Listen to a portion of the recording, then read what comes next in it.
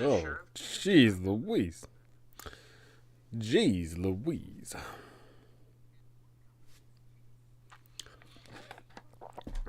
Alrighty, checking to make sure everything's working. So, for posterity's sake here, if you're watching this, I'm poor. As a further reminder, I don't have a dual, monitor setup, so I'm using my phone to check.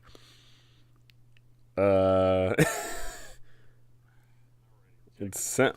Okay, I'm coming in. Perfect. Alrighty, Luke. Hi, Luke. Hello, everybody. Hello, everybody. Hello, everybody. It's me. Nothing allowed. I'm totally talking like Markiplier now. So welcome, everyone. Ooh, why is the background all fuzzy? Once again, that also doubles into the whole me being poor thing. I don't have a good camera and I don't have an actual green screen, so there's that. But you make do with what you got. How are you? I'm fan-frickin-tastic, Luke. How about yourself? I'm doing peachy. I'm doing swell. I'm doing great. I plan to hop on here and, have some fun times with y'all. Funny enough, I was just watching Mark play. Hello, everybody. It's me. I talk like this, and I'm super sexy. Rubbing session 2 of Chris Strahd. So, rubbing. You're like, yeah. I'm rubbing session 2 of Chris Strahd. So thanks for all the past content. Here's to your future. Thank you, Drew. Thank you. Good afternoon, Alex. Yeah. So I want to do a quick little stream here to one, talk to all y'all because all you are cool, and two, I want to do this OGL survey. So I'm genuinely curious. Hello, everybody. My name is Markiplier. What I'm genuinely curious about is there a precedent for companies to make a playtest of a legal document? Is that a standard practice? And mind you, I'm not talking about like, drafting up a legal document and showing it to everyone in the office. I'm talking about, is there a precedent for companies to put out a legal document that presumably thousands of people are going to be looking at? Because that's what they're doing right here. My table tried out this OGL. The you can't disagree with our definition for harmful subclass is really OP. It's like the thief class where basically like no matter what you roll, it's just like you automatically get like a passing score kind of thing. It's pretty much like that, right? It's a little busted. That one did not get play tested too well. The whole we determine what is that's literally a that's a classic meme in the US of at some point in some hearing of some kind, someone was asking, "Oh, what is porn?" And the person answered, "I can't tell you what porn is, but if I see it, I know what it is," right? That's, it's like, well, I feel like there needs to be definitions, and specifically when it comes to, Wizard of the Coast saying, oh, we determine what is harmful, we determine what is offensive, we determine what's obscene in particular. Like obscene, that's a very, very obscure word of like, what is obscene, right? It's very weird, right? I genuinely don't get it. I don't get it. I can't comprehend it. So I want to start up this OGL survey here in a few minutes here, waiting for people that wanted to come in, and for all of you if you have any questions about anything, you can of course feel free to ask. I'm all ears and all mouth right now. But how are you all doing? How's your guys' day? Is today a good day? Is the coming week going to be a good week? Tell me all about it. I would love to know. I personally have an unfun week ahead of me because I'm getting a tooth pulled. So I imagine that the first day is, at the bare minimum, the first day is going to suck. I don't know. They didn't tell me how long it sucks for. But yeah, if anybody's here has gotten their tooth pulled, please let me know if that sucks for X amount of time, longer than a day. I would love to hear it. I would love to know.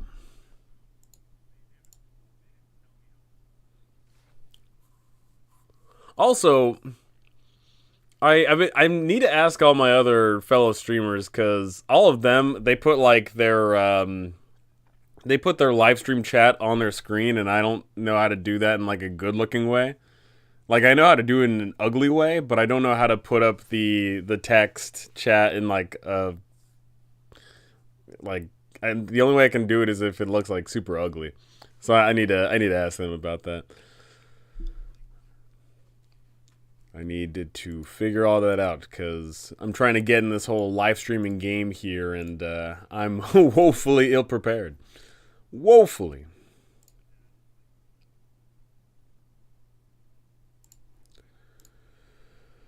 Okay. Let me do.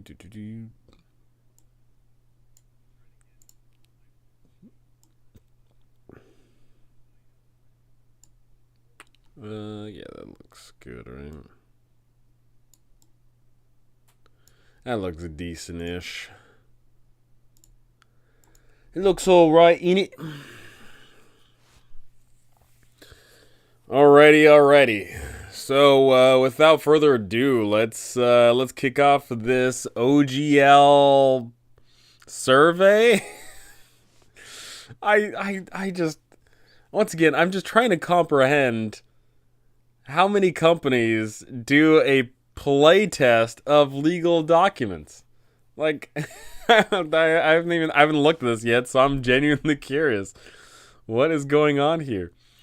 Yeah, let's just kick on down. So, starting off with number 1 here. Would you like to provide feedback on the content of the proposed OGL 1.2? If you choose not to provide feedback on the content, you will still have the opportunity to provide other feedback. So, what the heck are we showing up here for if not for that? Yeah, let's say yes, absolutely. Now that you've read the proposed OGL 1.2, what concerns or questions come to mind for you? I think honestly the biggest one just being the whole obscene thing. Honestly, that just is that's the go-to. So looking back at this OGL here, 1.2. Where was it exactly? Control F. Obscene. There we go. Part 6, Section F. No hateful content or conduct. You will not include content in your licensed work that is harmful, discriminatory, illegal, obscene, or harassing, or engage in conduct that is harmful, discriminatory, illegal, obscene, or harassing. We have the sole right to decide what conduct or content is hateful, and you covenant that you will not contest any such determination via any suit or other legal action. So, here's the thing, right, is if we, if Wiz of the Coast was, the fine and dandy, just nice people, if they were the sweetest people around, and, it's good old, Billy around the block, and Billy's the sweetest guy around, then I'd be like, yeah, sure, Billy is the upstanding citizen, absolutely. But the problem is, Wiz of the Coast is not that. They have proven time and time and time again that they easily are not good determiners of what is correct and what is not. So, that's my major concern. Greetings, Scott. Question: why is the largest, most well-known TTRPG taking steps to disrupt the community or third-party creators that helped them get enough revenue to budget a feature film? because they want more money. Oh, hi, Mark. Oh, hi, Mark. It's quite frankly money. At the bottom line, no matter what, any major corporation or business, if they do anything at all whatsoever for any reason, the number one reason why they're doing it is for money. Now, the reason why they're disrupting the community of third-party content creators is because they want the money themselves. It's because they want to make sure that there is no competition. So looking at two things in particular, one, in regards to the third-party content creators, if other people are making money, they want a slice of that pie. And when it comes to VTTs, they want to be the dominant VTT. Because right now, they have a deal with Roll20 and Fantasy Grounds. And yeah, I'm sure that makes them some money. But if Wizards of the Coast come out with their own VTT, then instead of them getting, once again, just the other slice of the pie, they instead will get the full profits. If people are solely going to Wizards of the Coast for their VTT goods and then buying the little skin packs for your characters and buying the Drow building pack number 3 for $10, that's just so much more money. So no dwarves calling elves pansies? Exactly, right? Exactly. So, going back to the good old-fashioned OGL here, what concerns or questions come to mind for you? What is obscene? Who decides this? How can we trust that you have the best intentions at heart? And I mean, I'm not going to elaborate further. I don't need to elaborate further on this. This is just a simple. Oh, and the thing's being cut off here. Here we go. I don't need to elaborate any further. I'm just going to say, hey, what is obscene? Who decides that at the bottom line? Because somebody's obviously deciding.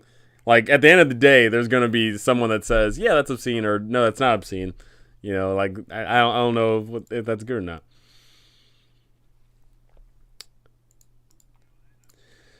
After reading the proposed OGL 1.2, how has your perception of the future of Dungeons & Dragons changed compared to before reading OGL 1.2? So, I'm sure a ton of people are going to go down the much worse route. And for that is valid criticism, right? I think that's very, very valid. However, I'm going to say not much worse. I'm just going to say worse. Because it is clearly not the same. There is literally no world where, in my perception, mind you, and from my personal perception, there is no world where the new system is the same as the old one. Because that's not true. They are two different systems, right? But I'm not going to say it's much worse. I am just going to say it's worse, though. I'm not going to go to extremes. And, oh, look at that. We get a little drop down here.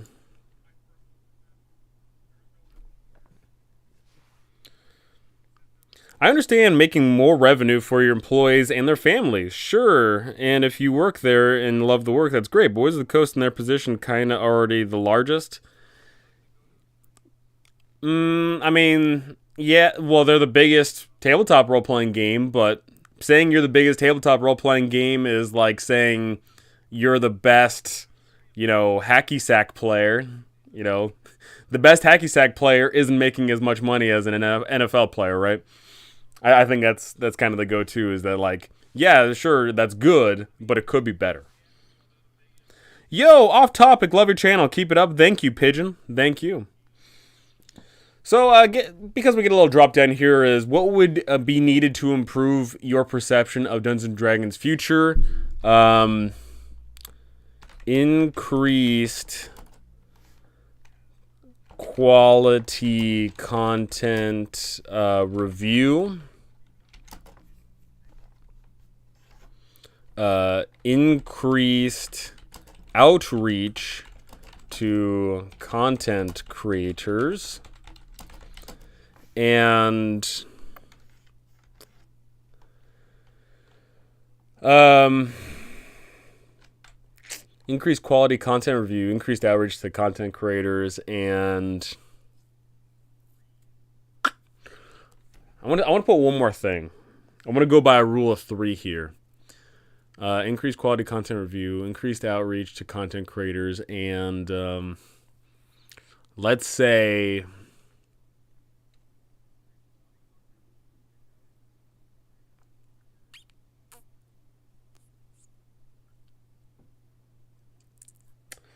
what should I say? What's a good third thing that we want here?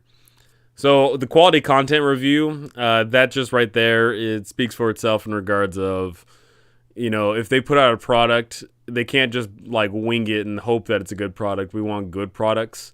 In regards of increased outreach to content creators, not just going for YouTubers, but also going for third-party content creators.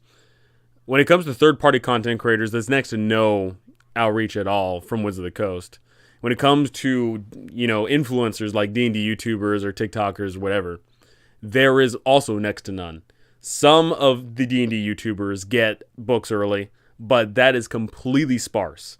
There are channels with 1,000 subs that get the books early, and there are channels that have 100,000 subs that do not get the books early. There is no consistency.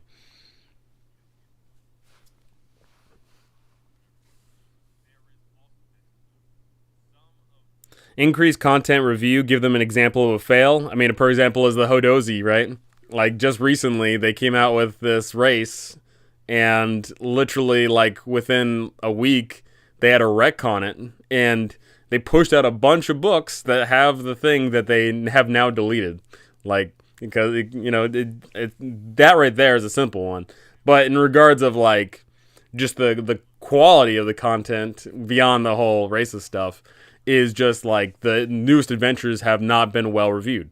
And in fact, it's actually been speculated by my fellow D&D YouTubers that Spelljammer and Dragonlance have been so ill received that there are literal just warehouses filled with these books because they cannot sell them. And then there's been also further speculation that there might be this kind of like program where you basically sign up for some books and then they'll throw those books in because they literally are not selling those books. They just wanted to shut down content creators. I doubt they're going to do a lot of reaching out. Also, what does outreach look like in this case? I mean, it could be as simple as communication. It could be as simple as inviting people onto their live streams, or, it could be as simple as, giving out the event, like the books to people that actually cover them. Hint, hint me. No, I'm personally am a little bit salty that I don't get the books, but that's not that big of a deal. What is a big deal is there are YouTubers, once again, with 100,000 subscribers who do not get the books. And then I literally saw this. There was a channel that had 400 subscribers on YouTube and I think 300 followers on Twitter, and then they got the books early. So what is the disparity? Who decides what? What is going on here? There's a lot of questions and there is absolutely no answers. Why are they so obsessed with being offended? It sure seems hypersensitive to me. No offensive this or that. Transparent moderation. Yeah, and transparent moderation. Moderation.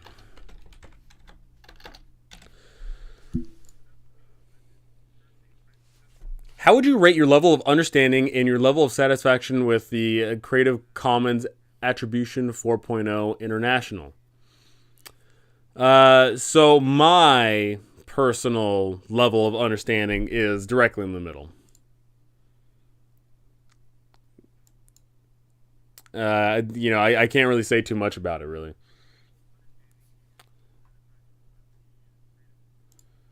I mean, there's really... I'm not a legalese person by any means, but I just don't know.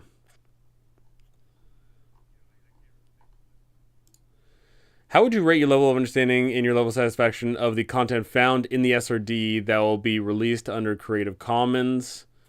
My understanding is a 4, because I can run 5e off the back of my hand at this point. But my satisfaction with what is included in the SRD, and which is essentially being removed from people that do not want to create content under it, is a little bit lower. And I don't have any other further comments on that. The funny thing is, Wizards of the Coast is so out of touch that they probably take the lack of Spelljammer Dragonlance sales as the lack of interest in the setting. It's funny, that might very well be the case. Which is sad, because that's definitely not the truth. There's a lot of people that want Spelljammer, a lot of people that want Dragonlance, a lot of people that want good old, Planescape. There's a lot of people that want these things. But if they release poor products, then that's going to just damage not only the public's perception, but their own perceptions. The inconsistency you're talking about, I think, is an example of Wizards of the Coast showing they're still pretty small-time hacky sack. Yeah, it's funny, because like when it comes to specifically the content creator outreach, like the one thing I was just talking about, other companies are way better at that. Way, way better. Way better at that. And the reason for that is because, for my personal perceptions, is like, for example, Paizo loves working with D&D YouTubers. Even smaller YouTubers that start making D&D channels based off of Paizo and Pathfinder, Paizo will like happily help them out. And, you know, a perfect example of that is No Nat Ones. He only had, I want to say, like 2,000 subs or something on YouTube, and Paizo was giving him content. And just recently, Anto from Icarus Games, he just started covering Pathfinder, and Paizo's giving him a bunch of swag and stuff. And the reason for that is because they actually care, right? I think from their perspective, helping out content creators is an investment, versus, I think from Wizards of the Coast perspective, they don't care about that investment. I think because they are the biggest fish in the pond, I think they don't care about the investment of helping content creators, which I think is a bad approach, because content creators, as we can see, influence people to, you know, liking, or more importantly, disliking your content.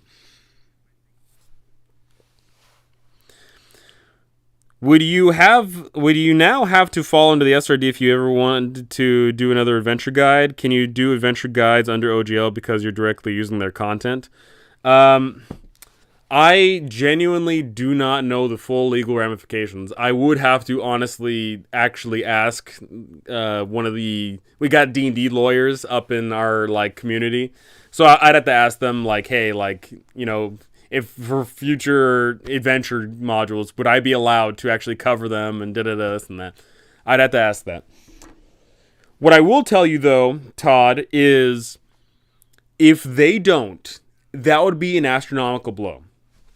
Because while many of you found my channel because you just wanted a little, you know, helping hand or whatever, there are people, and I get these all the time, there are a ton of people who contact me saying, thank you so very much for covering the module in the way that you did, because I'm blind, because I've got ADD, because I've got X, Y, and Z.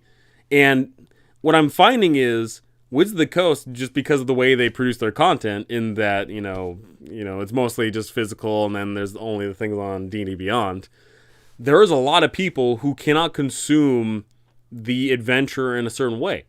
Versus if they had someone, like, let's say me, that just kind of basically did a, adventure module guide for dummies kind of thing, where I talk about the environment and I talk about ways you can run it. That helps out a ton of people. And not just the blind and the ADD and whatever, but it just helps out a ton of people who, you know, want to listen while they're driving to work, or if they want to be drawing their map and listen to the guide on the side, right? And that right there, it is astronomical to me that it was me and like there's literally only like 2 other D&D YouTubers that cover running adventure modules in the way that like I do it, but they're small.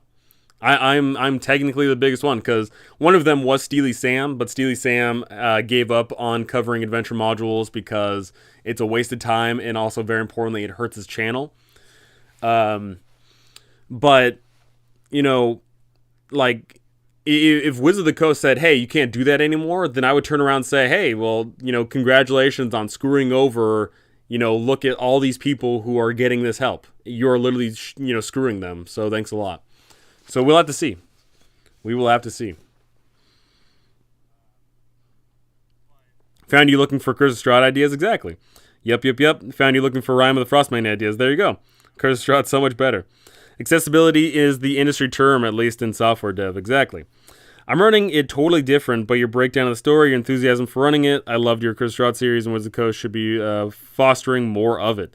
Definitely, dude. I'm fine with your homebrew because I know what it is. I plan module stresses me out. There you go. I had to look up all the lore of Chult myself when running Tomb of Annihilation. Mesra and the history of one villain should have been way more prominent in the adventure. Yeah, I mean, I'll tell you what. I would love, like, I'd say like a year ago, I would absolutely have loved to be a part of Wizard of the Coast adventure writing team because I feel like they've been locked away in their ivory tower for so long that they don't understand what the common person wants. And I feel like I'm a little bit more in tune with that. But nowadays, I don't know if I actually accept the job of Wizard of the Coast. We'd have to see. But, I feel like if Wizard of the Coast, like, allowed, me or literally anybody to do a paint-by-the-numbers adventure module guide series on their YouTube channel, like, that could be swell. That would actually show that, one, they actually care about their own product, and two, that would help out a ton of people, right?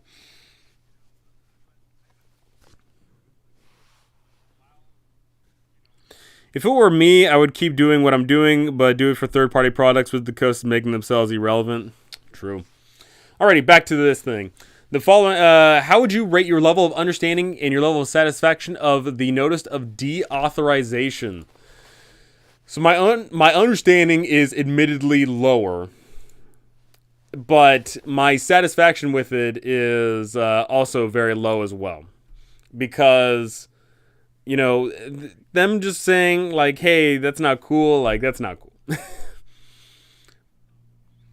How would you rate level of understanding and your level of satisfaction with the types of content covered by the proposed OGL 1.2? Types of content covered. Like, what do they mean by that? Types of content. Not once in the OGL does it actually have types of content written out. I'm confused. Okay, let's just type in content then. They've got, of course, the table of contents. Okay. Like, what do they mean by the types of contents? Licensed content.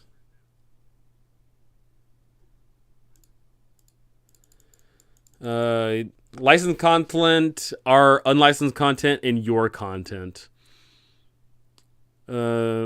Only our licensed content is licensed under this license. Any other content we release or have released is not licensed to you under this way. And your content, this is a creative contributions to your work that are not our licensed content or our unlicensed content. The license permits you combine your content with our licensed content. Okay. So my understanding of that is, midway. My satisfaction is lower. How would you rate your level of understanding and your level of satisfaction with content ownership rights outlined in the proposed OGL? It's a bit lower, and I also don't like it. Once again, I'm not a legalese person. There isn't a single published module that I would want to run exactly as published. True. They don't really think about making it easier to DM. They think, make it up on your own is helpful, but it left me feeling a little out of the weeds. True. What is happening? I am currently doing the OGL playtest, which is, once again, one of the dumbest things ever, because How many people do a legal thing and like play test it to thousands of people? It's so weird. That bunk is about it having to mimic your at home at the table experience. How would you rate level of understanding and level of satisfaction of you control your content section? You control your content. You can make your content available under any terms you choose, but you may not change the terms under which we make our OGL. How would you rate your level of understanding and your level of satisfaction of warranties and disclaimers? I'm pretty sure the warranties and disclaimers, this is the no hateful, yeah. So this one I actually do know a bit better, and my satisfaction with that is incredibly low. How would you rate your level of understanding and satisfaction of moderation or termination? So moderation or termination. We may immediately terminate your license if you infringe on any of our intellectual property, bring an action challenging our ownership of the license, trademark, or patent, violate any law in relation to your activities under the license, or violate Section 6F. And 6F, of course, refers back to that good old-fashioned, if it's obscene, we don't like it. And someone actually made the joke about this. If you make content and you get pulled over for speeding, then they could, Wizard of the Coast could, like, remove you. So, really dumb. My understanding of that, once again, relatively high, and my satisfaction incredibly low. What is obscene?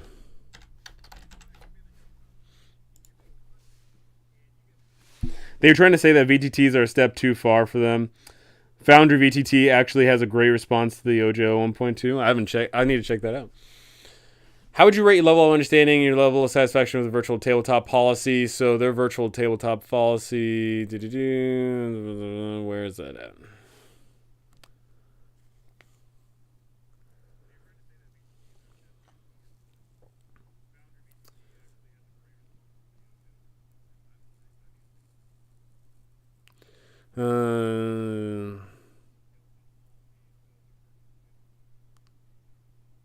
So Magic Missile always keeps getting brought up, but I don't think Magic Missile is trademarked. An automatic Magic Missile's damage to replace manually rolling and calculating is also fine. The VTT can all apply Magic Missile's 1d4 plus 1 damage automatically to your target's hit points. You do not have to manually calculate to track the damage. What isn't permitted are features that don't replicate your dining room table storytelling. If you place your imagination with an animation of the Magic Missile streaking across the board to strike your target, or your VTT integrates our content into an NFT that's not the tabletop experience, that's more like a video game. So, I know this is big on Foundry, but on Foundry, it's very much so a thing where when you cast spells or shoot an arrow, whatever, there's like a little animation, right? So, man, they're saying that you can't do that, huh? What's funny is, I promise you what's going to happen now is people are going to show examples of replicating this in real life in regards of having, like, little, like, you know, like maybe they've got a little, like, you know, fog machine on the field, and maybe they'll have like little minis that shoot little like sprays when they cast a spell or whatever. I promise you this is going to get challenged. I absolutely promise you. So my understanding is relatively high and my satisfaction with it is low. What determines what is a video game versus what can be replicated at the table?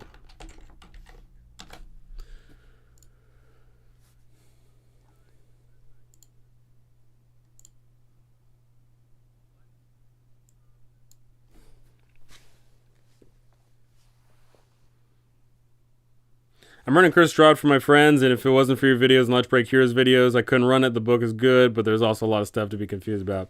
Gotta go, guys and gals. Much love to y'all. Thank you, thank you. It's sad that Wizards of the Coast is becoming the greedy dragon. They haven't become the greedy dragon. They have been the greedy dragon. It's just that they've been in disguise this whole time. They're basically the red dragon that's been polymorphed into the town mayor, and then all of a sudden, like, the town mayor, like, imposed a tax, and everyone got a little uppity, and then all of a sudden the dragon's, like, transforming. It's like, okay, you're gonna pay that tax now. That's the BS I was talking about. I use Foundry at my home table. Screw them for telling me what my tabletop home experience should be. Yeah, I mean, it makes sense they want to define it along that line, but not the way it's drafted. Yeah, it's definitely going to be challenged in regards of, like, what is the tabletop experience? What is the at-home experience? Because I know a lot of people are presumably doing what you're doing, where you basically put a TV on, like, a table, and the table is now, like, the screen. Have you ever used the OGL 1.4? Yes, I have created third-party content. Do you want to create third-party content for D&D in the future? I'm going to put a solid maybe, because the real funny thing here is it is specifically saying, do you want to create third-party content for Dungeons & Dragons in the future? I absolutely do want to create content for Dungeons & Dragons in the future. But the real question is, what kind of Dungeons & Dragons is that? I could very well, like with this verbiage of the sentence, create content for 1st edition D&D, 2nd edition, 3rd edition, 4th edition, 5th edition. It doesn't have to be any one particular thing. So I'm absolutely on the fence there. Would you be comfortable releasing a TTRPG content under the proposed OGL 1.2 as written? No. Why do you say that? Because you could deem whatever you dislike obscene and simply remove my content.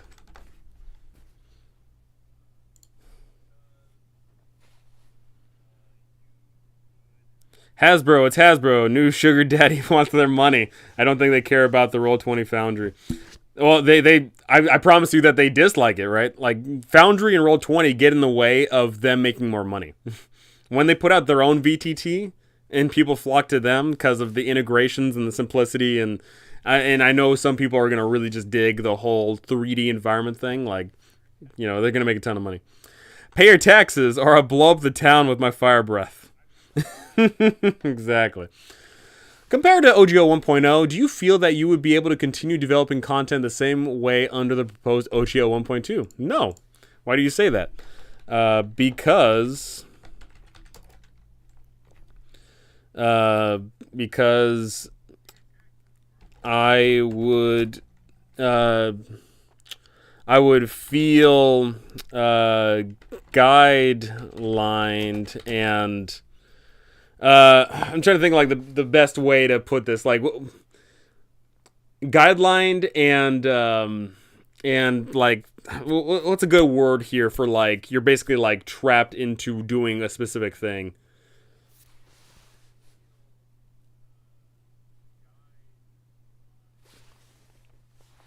Oh, and they can still take the stuff you make and a court can't make them stop because it's not the same OGL. Yeah.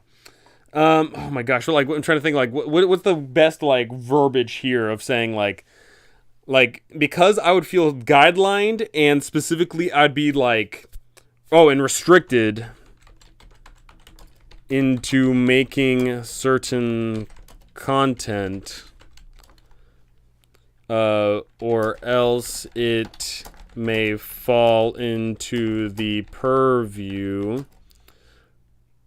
of obscene.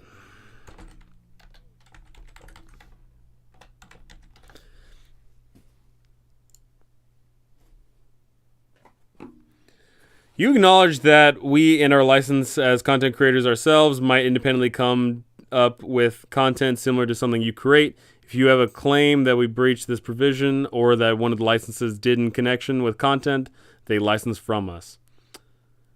It's the oldest DM trick in the book. Exactly. They're railroading us. Oh, I should have. Oh, I'm going back there because I'd feel guidelined and literally and railroaded. There we go. Perfect. I would be railroaded into making certain content. That is a perfect right there.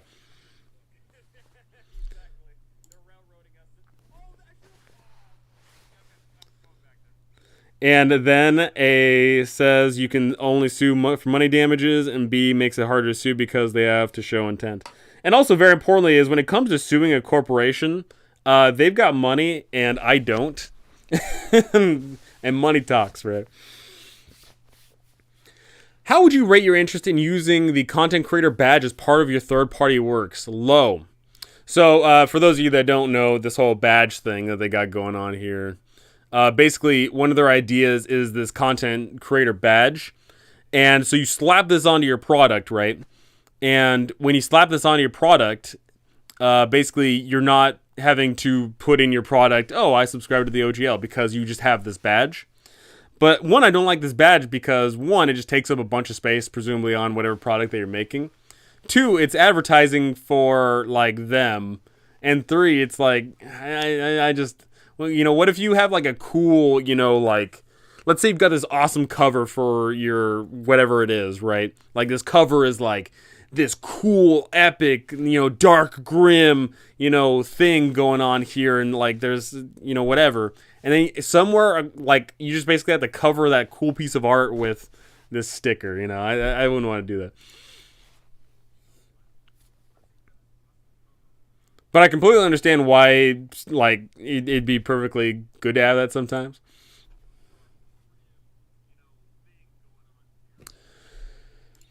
Alrighty. Once this question is submitted, the survey submission will be finalized. What other feedback do you have for us related to the open game license or otherwise?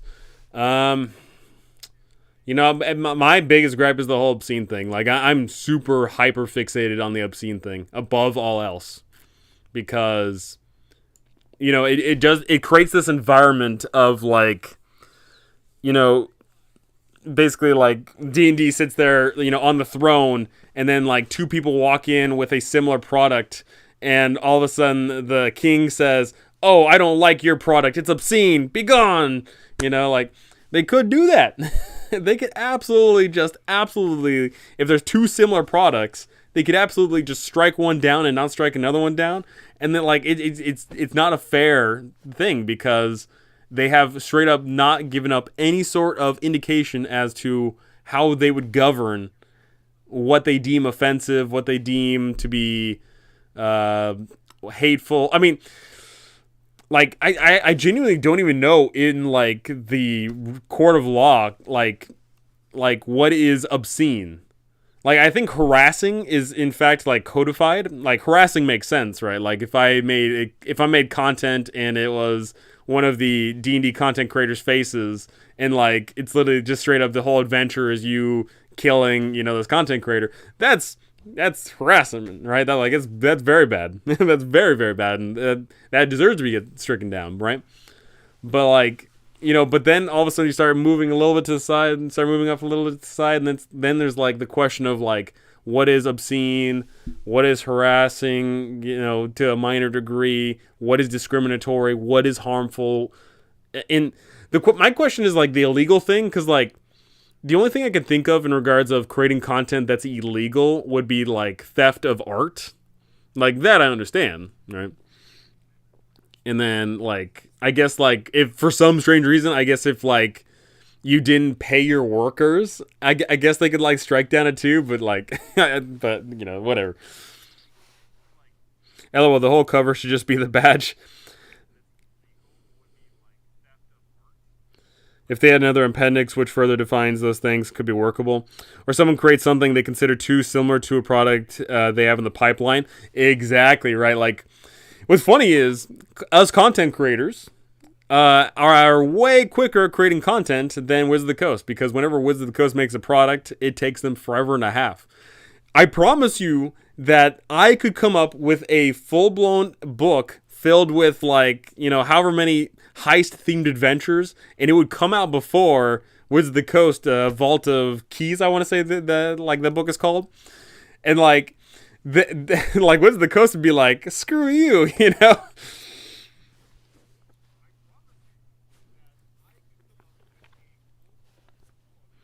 Or if they did say what they defined as obscene, they would always change it. And that's the problem, too, is, like, they could, like, say, okay, this is definitely what obscene is today.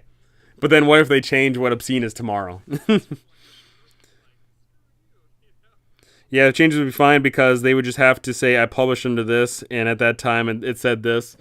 Yeah, it just be like it just keep on getting like so annoying to keep track of. Like, oh, I definitely published it at this time during this specific article under this pretext, under this subsection 6A. You had, you stated that stating this is obscene, this is not obscene. Like,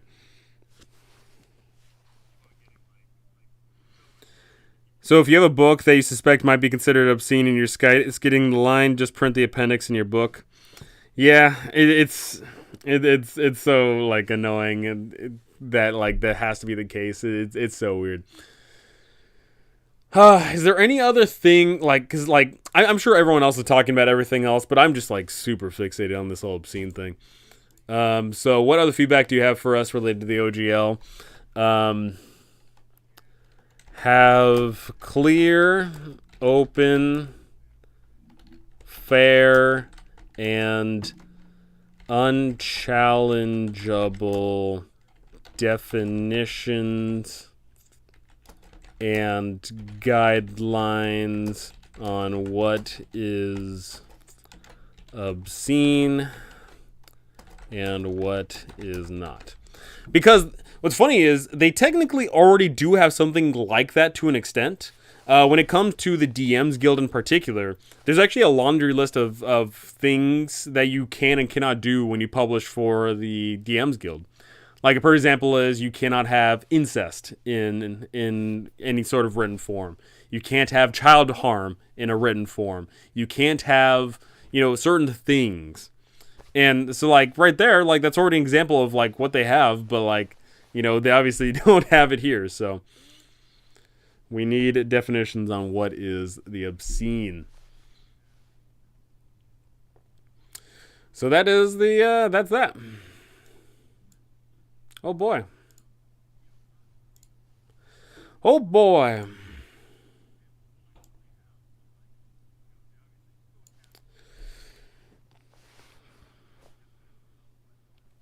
The whole point of an open license to give third-party developers a sense of security that they won't have to take legal expenses to sort out the ambiguity. Exactly, right? Like, I don't want to sit there and sweat bullets. Like, if they had just straight up, like... And in fact, I actually kind of want to find... Can I find the... I'm gonna try and find those like rulings on what you can publish to the good old fashioned DMs Guild. DMs Guild content list of what you cannot have.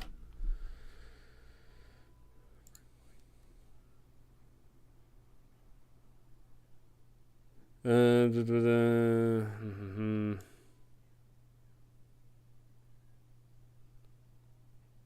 here we go. Perfect. I already found it. Alrighty. So looking at this in particular, as I move this off to the side a little. So here, the license does not allow racist, sexist, homophobic, transphobic, bigoted views, no mention or implication of rape or other forms, which of course includes, nasty stuff. Mentions or overt real-world political organizations or individuals. Gratuitous, explicit depictions of harm being done to children. Explicit descriptions of sexual acts. Sexually derived or excessive profanity. Illegal or infringing content. Like right there, like this is a lot more solid in regards of like, oh yeah, you know what? Sexually derived or excessive profanity, that's totally obscene. Perfect. But, ugh.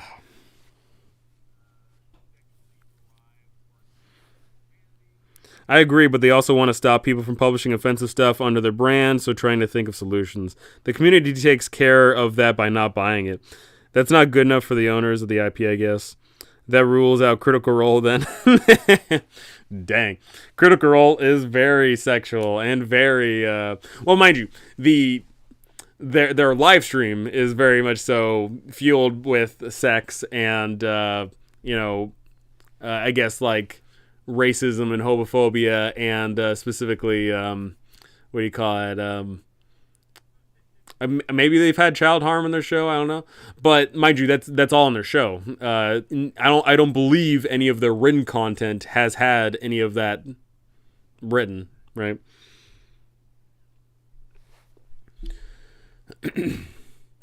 Illegal or infringing content. It is the content creator's responsibility to ensure that the content does not violate laws. Yeah, perfect. Create, don't copy. Makes sense. You cannot have artwork that includes sexual acts, full nudity, extreme gore, mutilation of body parts, and intense violence. Some fantasy and unrealistic violence is allowed. For example, bloodless dismemberment is acceptable. So that kind of like makes me think of like you could have that like Conan kind of cover where like Conan's like chopping a dude's head off, and like instead of there being that cool blood streak on his axe or whatever, if you just remove that blood axe, you can totally have like a cover art of like a dude getting his head cut off kind of thing. So that's interesting. Direct harm to children. Yep, it's in the cartoon too. They did pre-stream in the home game for sure. Absolutely. D&D historically has touched on dark and mature themes. To help navigate the boundaries of what is listed above, here are a few examples of what is allowed. Alcohol use, tobacco, and fantasy drug reference, which I think is perfectly fine. Suggested themes, including references to non-explicit depictions of sexual behavior. That's actually, like, I mean, you could, like, I'm trying to think of, like standard ones. I guess, like, Strahd having, like, his wives and, like, mistresses and whatever. Depictions of disease, physical illness, and mental illness that are respectful of the dignity and personhood of real-life individuals with similar illness. So my question there, I would have to ask people is, like, what is specifically, like, what is being respectful in regards to depictions? Like if I wanted to have an adventure about, like, someone who had leprosy, like, how would I go about doing that, right? Like, I'm curious about that.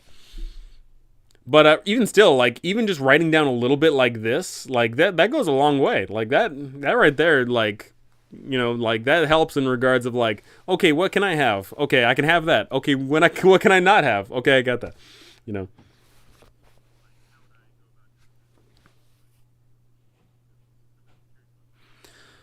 Complete BS. This is some sort of limited license. There's nothing open about it. I think this is the DM's Guild license. Do they advertise it as open? That's a good question. Is this open? So, mind you, this is the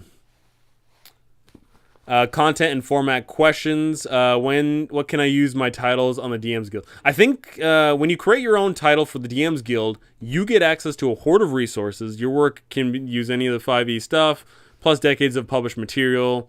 Additionally, Wizards and One Bookshelf will from time to time make additional resources such as stock art, blah, blah, blah, etc., etc.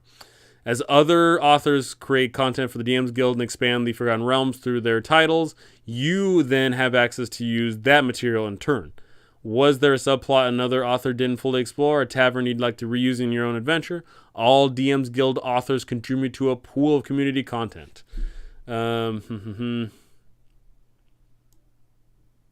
For now, the DM's Guild is limited to Forgotten Realms, Ravenloft, Eberron, Ravnica, Theros, Strixhaven, Spelljammer settings only, which is totally lame. Is DM's Guild going to remain Forgotten Realms as we do with Ravenloft and Chris Straub released in Eberron? New game setting. Can I post it? No. You cannot post it here. Can I use iconic people? Yes. Can I use characters? Can I create and sell content for older editions of DM's Guild? No. Can I copy any information from 5e core rules? Yes, you can. So it's definitely not open, right? Like, this, they're one, they're not saying it's open, but two, also very importantly, is there's a bunch of no's, right?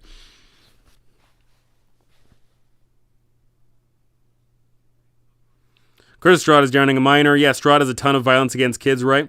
Yeah, so funnily enough, like their own adventure modules do in fact go against this license, right?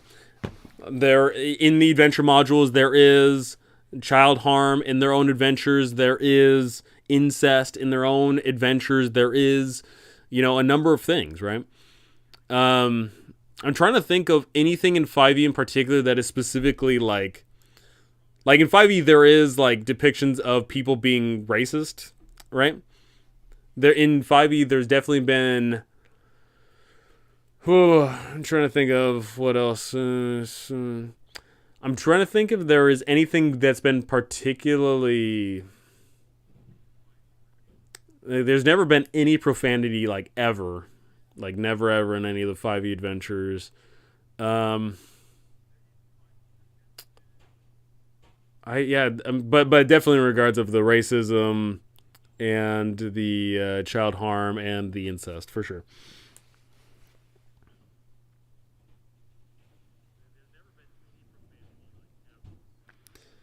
I'm saying that this is a different company and a different contract, as I understand. With a number of times that the coast has published problematic content, material, it's easy to run afoul of immorality clause. They don't even give people an opportunity to correct things. Fair. Also, times changing, etc. I had conflated that what he was reading to the OGL proposal, since they seem to think they can define obscene. Right, I was under the impression we were exploring a different contract to see how this could be tackled. It's a tough issue. I can understand that not wanting to give a platform to some bad stuff, but defining bad stuff is definition important in that case. I'm glad Orc is explicitly not putting in a morality clause. I like the idea, but I don't think there's a good way to put it in practice. You have to stand for something if you want to include a morality clause. Oof! The perfect go-to example about the whole, obscene stuff in the tabletop role-playing game community is Lamentations of the Flame Princess.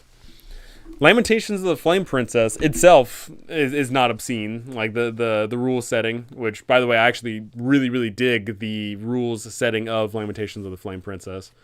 But the adventures that people make for them are obscene. The adventures that people make for Lamentations of the Flame Princess include all of these to a major degree. There is literally every single one of these I'm looking at, some of the adventures that people make for those include these, including excessive gore and full nudity and the sex, the drugs, the very, very bad things going on here. That is a common thing. But guess what?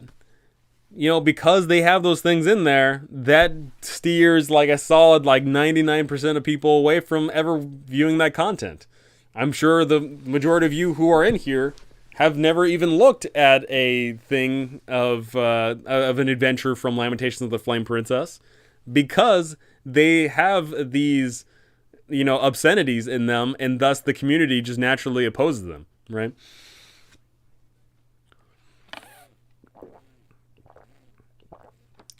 Which sucks because there's actually some really good adventures for the Lamentations of the Flame Princess lineup, which you could easily convert to other OSR systems.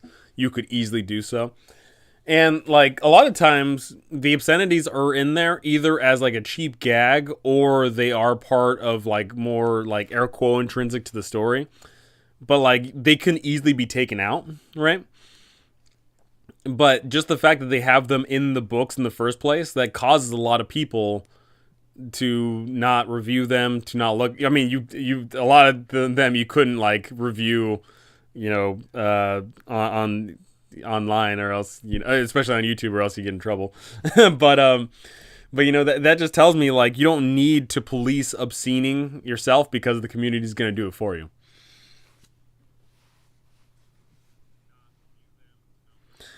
Then they clearly want to sanitize the brand for wider commercial consumption. Oh, for sure. Live in the South, I've heard a lot of people call the existence of LGBTQ people obscene. This could just as easily marginalize as project.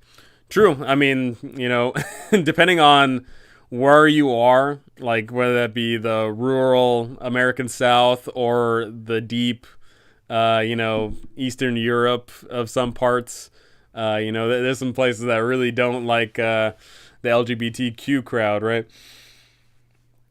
So, yep. Well, as it is drafted, it could be used for anything at any time. Yeah, that's the problem, right? Is it's so wonky. It's so weird. It's tough. It's tough out there.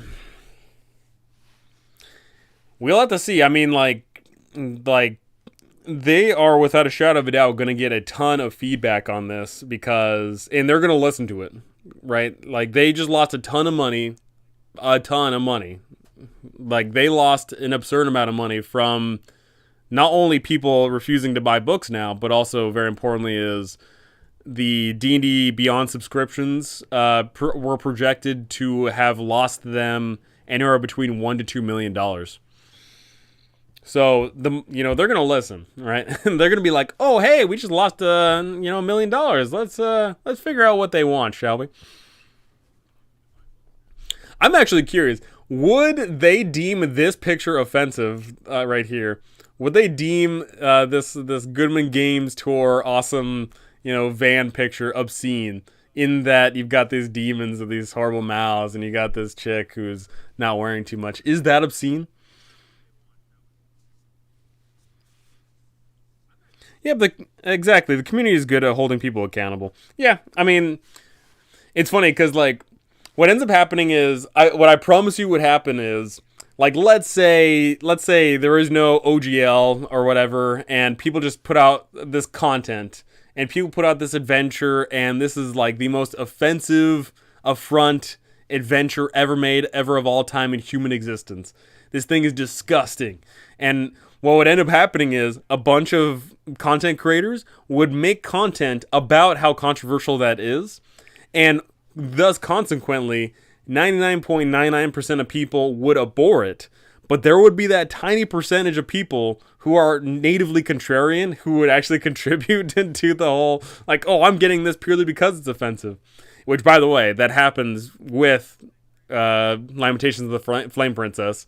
I know for a fact there's a bunch of people who get it and they're like, oh, this is so cool because, it offends people. I love it, People buy those adventures for that reason.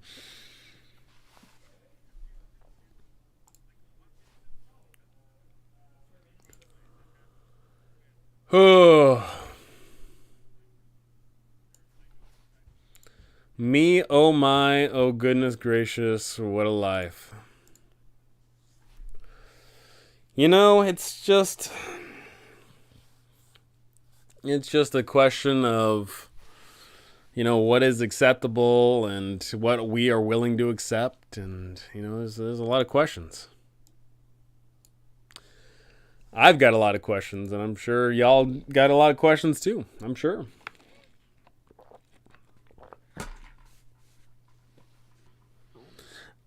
I've made my mind. I'm not giving them any more money. I will play 5e. I won't let them take the value of what I've invested already. But I'm learning Pathfinder 2e and won't have anything to do with D&D 1. This is my 3.5 Pathfinder 1e moment. It's funny, like that. And, Pathfinder jumped the gun a little bit early because before in 3.5 edition, it was, like 3.5 and then going to 4th, and then there was the Pathfinder. But Pathfinder 2 came out before D&D moved on to the next edition after that. So it's kind of funny how that works. I'm back. I recovered my Elden Ring runes that I was worried about. You got to get them runes. You gotta you get those runes and you got a homeward bone immediately. Oh, I guess there is no homeward bone in Elden Ring anymore, right? Back in my day, when you got really far away from a bonfire, you couldn't just teleport willy-nilly. You had to actually walk back or use a consumable resource. Back in my day. It's funny. I don't know if you all remember this, but there was a D&D Pathfinder... not D&D Pathfinder. There was a D&D Dark Souls book that came out. But the problem was that book was, one, made by people that clearly did not play 5th edition, and two, when the book came out, it was atrociously under what do you call that thing? Under oh my god, not reviewed, but oh my gosh, under playtested. It was under playtested. That when the D&D Dark Souls official Dark Souls D&D book came out, It was so atrocious.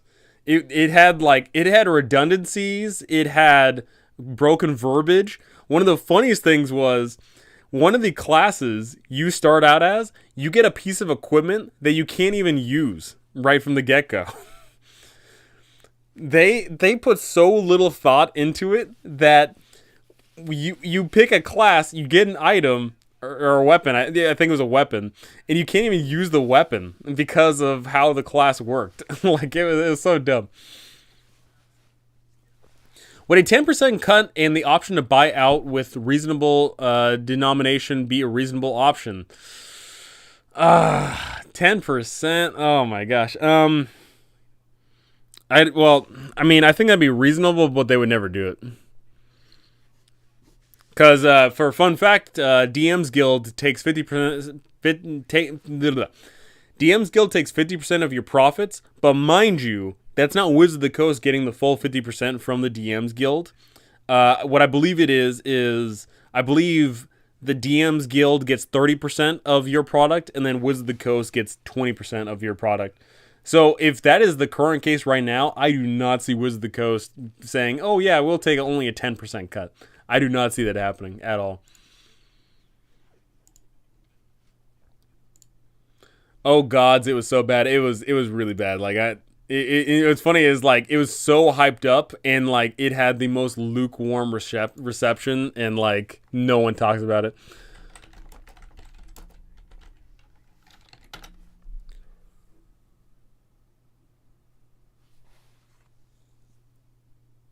And I don't even think you could buy it anymore. Like I think it was like a one-time print kind of thing, and like the one print was like bad, and I don't think you can buy it anymore.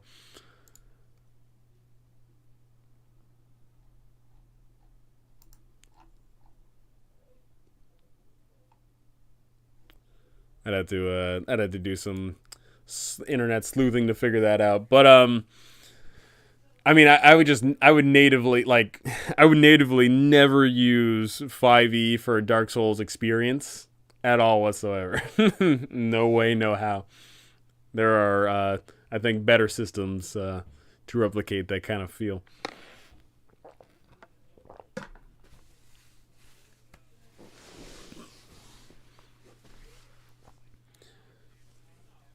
So a modern version of the old Up the Forest Path module. Up the Old Forest Path module. I am not familiar with that one.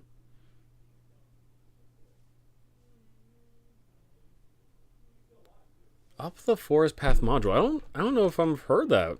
Let me take a look here.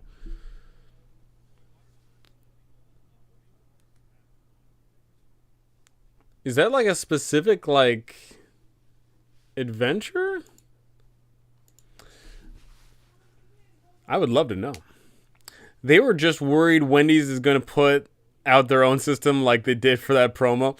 The funny thing is that game system was actually not bad. It's actually funny that Wendy's, the big memers that they are, actually put out a semi-decent tabletop role-playing game system. Now, mind you, of course, the whole book was marked with just, incessant, it's dealing with, food stuff, which kind of gets, real old real quick. But actually, the game system itself was actually not terrible. The Forest Path was a limited edition charity module for a British fundraiser famously unplayable, worth thousands now. Interesting.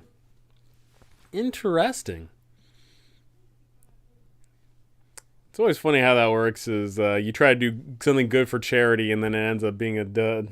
It's funny how that works.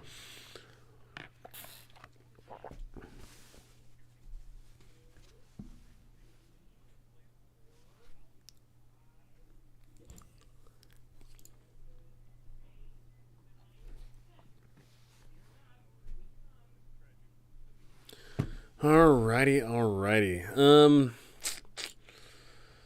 Yeah, so OGL is out of the way here. What else do I have cooking?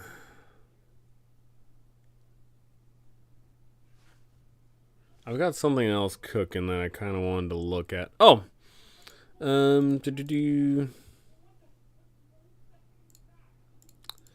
So, how's y'all's Dungeon 23 progressing? Is everyone still up on it? Is everyone still doing it? Because I'm still doing it.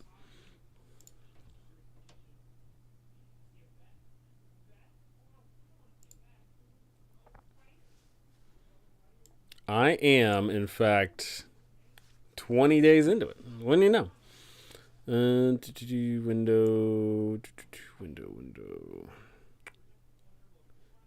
Man, I'm not the greatest. There we go. Oh, there we go. Look at me. Foundry statement. Oh yeah, the Foundry statement. Let me find that. Foundry statement.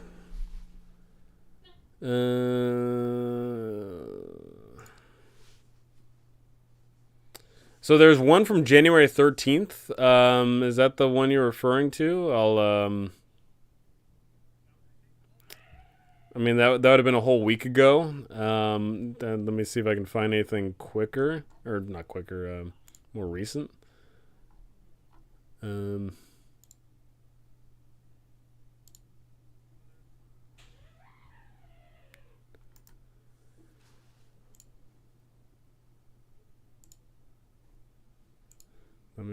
me see here.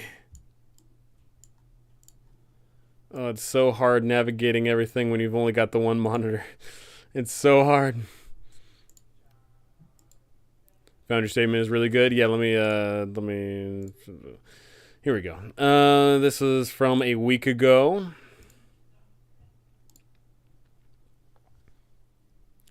This morning, which was a week ago, they gave out their statement regarding the OGL. We'll leave a critique of the statement. The efforts made by the TTRPG community over the past 2 weeks are truly notable. Deep concern about the terms of the OGL 1.1. It's important to celebrate the ground that has been recovered, but it is also essential to remain patient until we learn the actual terms of the offered license. Multiple clauses in the version 1.1 release were wholly unacceptable to the community, and there is no singular problem with that document that is easily corrected. Yikes. The statement today from Wisdom Coast concedes that prohibitions on digital content, a broad grant of rights over creators' content, and attempted revocation of the 1.0 license were serious errors. This should have been clear all along, but your voices in opposition ensured that the message was received. And that it was. Not that one? Let me... Yeah, because I was going to say this was a week ago. Let me see if I can find their new one, because how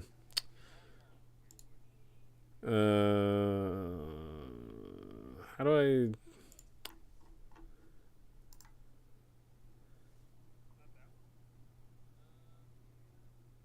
Foundry statement, what is this? 20 Jan. What the... yeah, I'm trying to find it. Cause you're, I think YouTube like has a thing natively where you can't like link.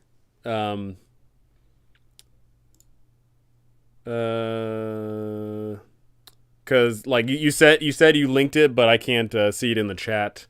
So could you how the frick do I find this?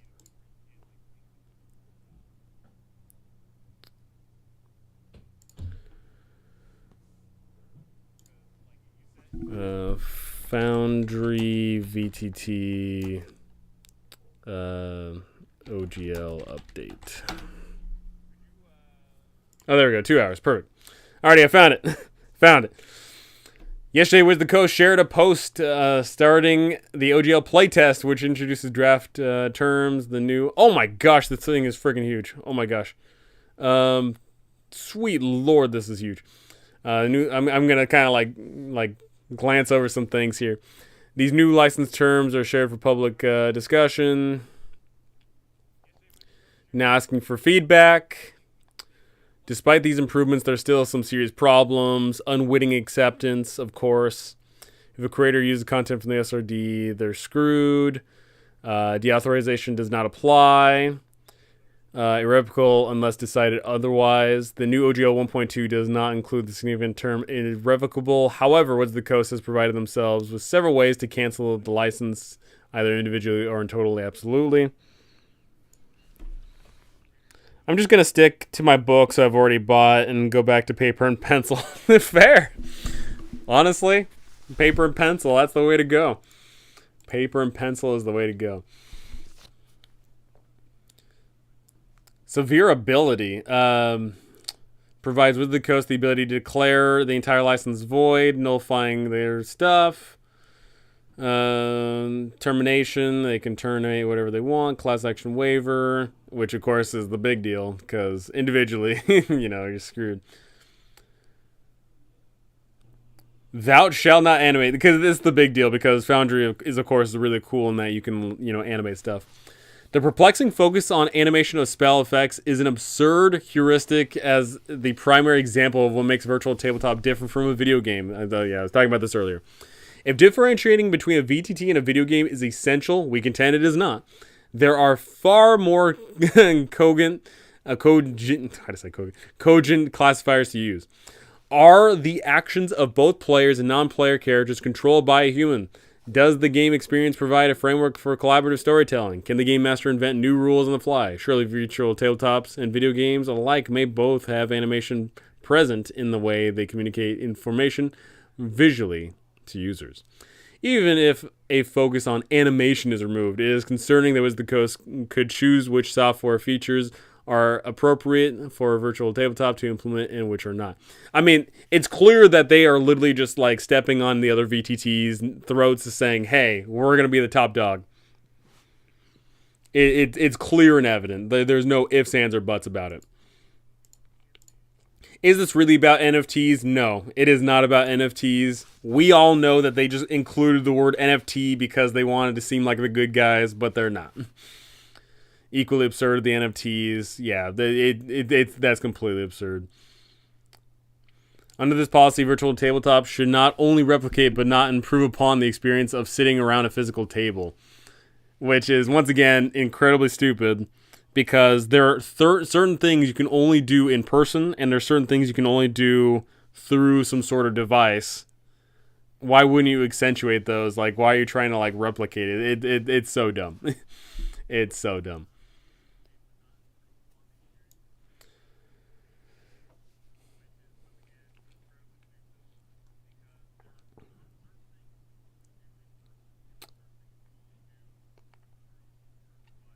To Wizards of the Coast, it is genuinely the desire of Wizards of the Coast to foster a space where virtual tabletop usage and operation is supported. I sincerely encourage Kyle, good old Kyle, being thrown under the proverbial bus here, and the Wizards of the Coast team to reach out and reestablish a constructive dialogue.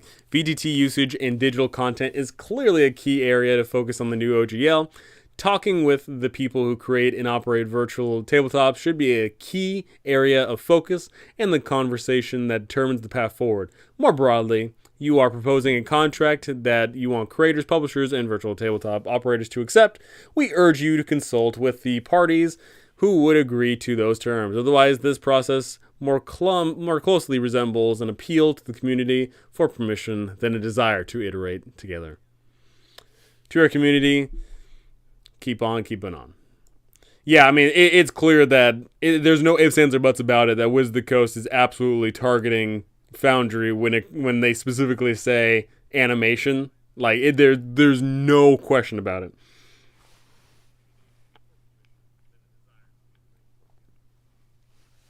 They call that the Zach S. clause. I have a little voodoo doll of Kyle.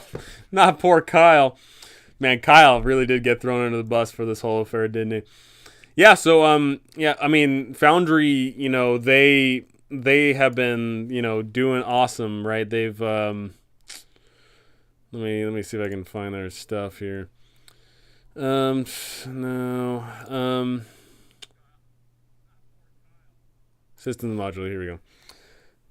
So I remember distinctly, like when I hopped onto Foundry, like they only had, I think, like, I don't know, maybe 10 game systems, and like just however many, like a few dozen add-on modules. And now obviously it's just skyrocketed. Like there are so many different game systems and so many different things, and it just makes it so great. Like let me see if I can find DD5E, Lancer I've played, Cyborg I have not touched, but I do have Pirate Borg. Let's take a look some more. Old School Essentials. I've heard the Burning Wheel is good. I need to check it out.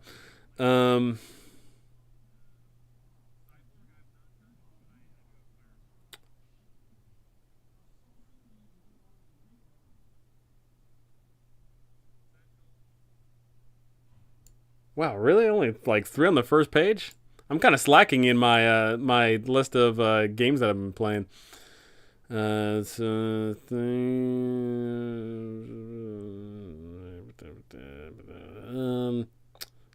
Not Mouse Guard. Gosh darn it. I've played Mouse Ritter, not Mouse Guard.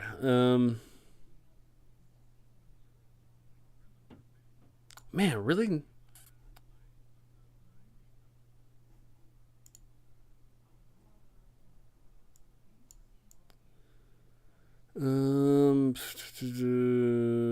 Pirate Borg, there we go. 4. Oh, Shadow of the Demon Lord. I need to try it out. I've only like perused over the rules, but I haven't gotten it to the table yet.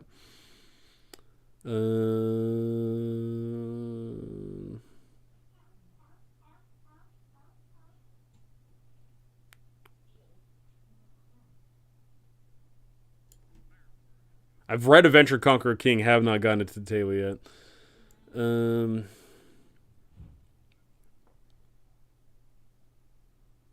Dungeon Crawl Classics, awesome stuff. Zweihander, I've read, haven't gotten it to the table yet. Mouse Ritter, I'm on number 6. I've heard Cairn's good, haven't looked at it though.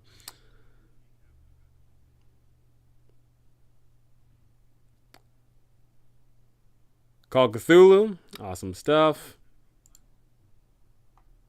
Wait a second, did I just see Mothership? Yeah, Mothership, perfect.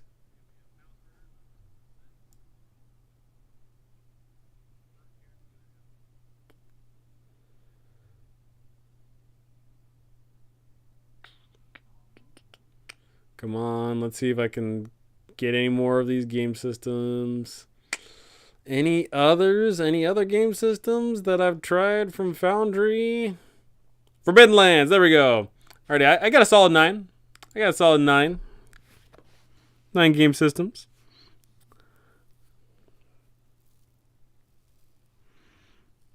I've been reading The Paranoia since you mentioned it the other day, and it looks so good. What I'll say, Conrad, is the less you talk about Paranoia, the better it is. Literally, like, the best way to run Paranoia is to get players to show up to the table and say, hey, we're playing Paranoia. That's it. And, like, don't let them read anything. Don't let them look at anything.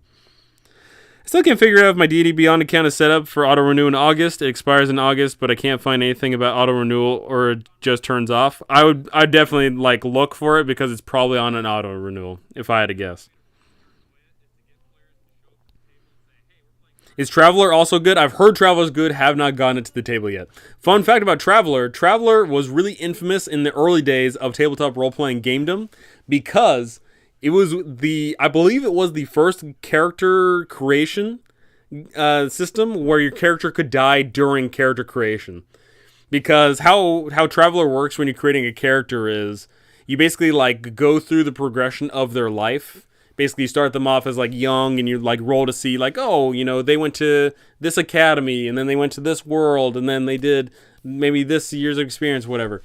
And basically that would infer the number of stats that you would get. And more importantly is you would gain stats, but you could also lose stats. So it was very much so possible, and this happened all the time, you could roll up a character and they could die in character creation. So fun stuff. And that is no longer the case in the newest edition of Traveler, but it's still pretty funny.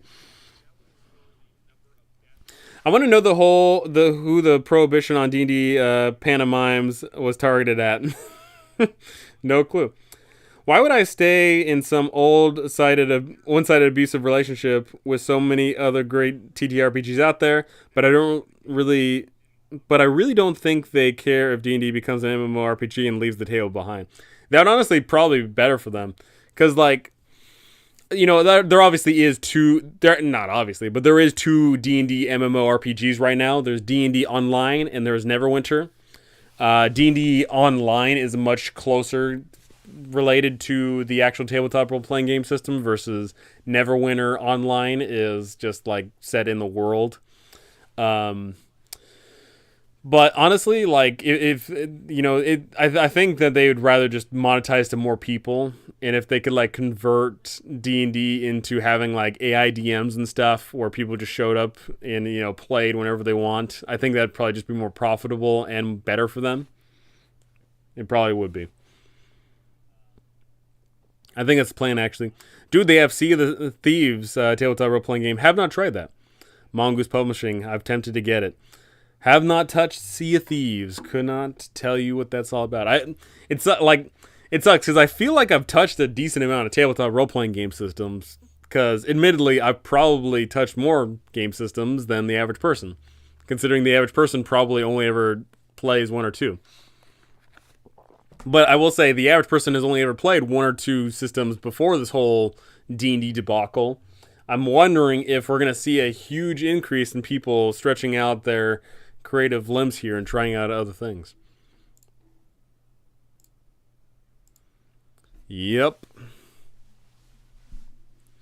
Yeah, I mean, honestly, like, they want to make money, and what I'm here to tell you is, from a company's perspective, trying to make money, you're always going to try and shoot for more people.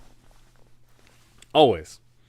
You always want to go for those cash cows. You always want to find those whales. You always want to find, you always want to nickel and dime people. That's just the way it works. You're so knowledgeable. I started with 5e a few years ago, but I did try Dungeon World and Honey Heist, if those count. They do. Absolutely. It's funny. A bunch of people around me have tried Dungeon World. I have not gotten it to the table yet. I have personally not. Honey Heist is just, a fun little time, of course. But Dungeon World in particular, like, I have not, like, I remember, like, I was about to show up for a session, but I think, like, something came up or something and I didn't get to play. But yeah, Dungeon World is classic stuff.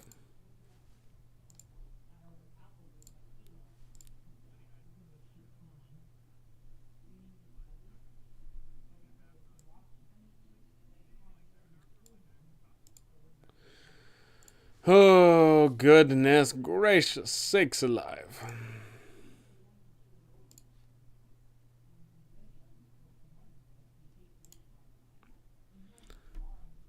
Would play Honey Heist right now. Honey Heist is a great way to get people to show up to the table. The thing to remember is, like, so obviously we're all nerds here. We all know how to do numbers, and we all are more comfortable with role-playing, and we all know what modifiers add to what and all that fun jazz, but the average human being probably would not, right? Like, if I grabbed a bunch of random people off of the street, they probably would not be down to play a session of D&D. But it would be way easier to convince them to just say, hey, just show up, we're going to have a fun time. It's basically like playing a board game. And then you slide, their character sheet in front of them of Honey Heist, then, like, you could have a session going on where normally you could not. And I think it's important that, like, we emphasize those kinds of systems, simple systems, because eventually they'll drag enough people into the hobby.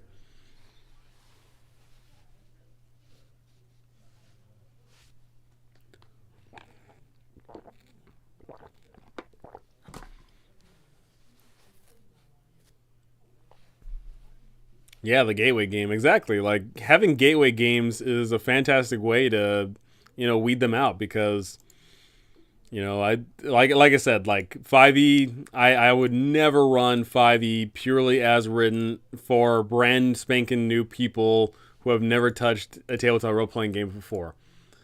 Imagine just throwing down this character sheet in front of someone, being like, "Okay, so you have a +5 to your attack, and the reason that is because you have an imaginary +2 just because of your level, and then you also have a +3 because of that." Like, like, come on, don't bog it down. Just keep it simple. And once they get a taste of cooperative, creative fun, exactly. I'll be trying Call of Cthulhu later this month. Heck yeah, Call of Cthulhu. Gotta love it. I like me some Cthulhu. What I will say about Cthulhu in particular is, while a generic fantasy game, you can kind of run it, as is, and, whatever happens, whatever happens.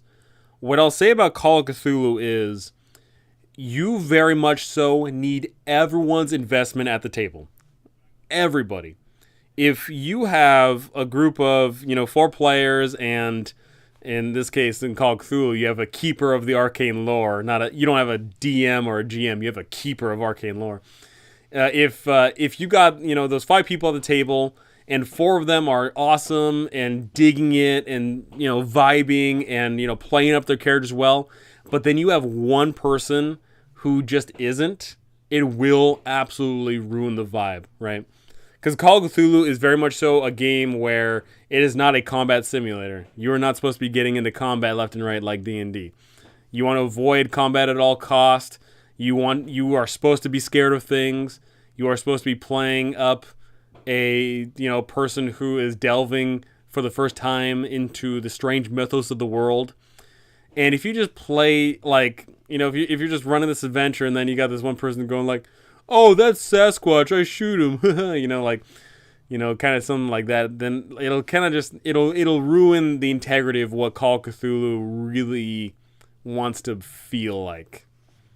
But that being said, if you get the good group going, and Call of Cthulhu is fantastic. Tons and tons and tons of roleplay. The game is predominantly roleplay. So what I'm hearing is find your players at a Call of Cthulhu session. Honestly, if you are looking for people that want to play a non-beer and pretzels game, if you're looking for players that don't want the beer and pretzels experience, and you want players that want the nice, awesome role play, then it's great. Something very important, I think, when it comes to specifically the kind of role play Call of Cthulhu entails is you have the role play of trying to do everything in your power not to roll dice, and then you have the role play of always trying to roll dice for everything. I get players all the time that are in either camp. Sometimes I'll get players to my table and they just want to solve everything by rolling a dice, and then I'll get players all the time who want to do everything in their power to not roll dice. Now, depending on the game system that you're running, it'll encourage one or the other. D&D, to somewhat of an extent, encourages that, right? Because you have persuasion checks when you're going to talk to people, and then you've got, an athletics check to try and vault over the thing or whatever. Call of Cthulhu has those as well, but you don't want to roll dice because rolling dice is scary. Rolling dice means that you could fail. I want players who want it all. There you go. I'm very interested in Shadow the Demon Lord. Have I tried that net? So, fun fact, Beyond, I have literally just read through the rules of it, and I want to get it to the table. I am, and not just want to, I am going to get it to the table, but I haven't gotten it to the table yet. I was actually talking about this yesterday, but I believe that Shadow of the Demon Lord is, on paper, my most favorite 5e clone, as of right this second. I know for a fact that in a few months' time, there's going to be a bunch of 5e clones that are going to pop up. And I do mean a bunch, like at least 3 different 5e clones are going to pop up. But as of right now, I like Shadow the Demon Lord. I like the setting. I like the tone and feel. I like the rules set. It is very much so, and also very important is I like character progression. Something I do not like about 5e is the classic character progression. in that the classes are like spread out completely uneven. But in Shadow of the Demon Lord, all of the classes all get new features at the same time.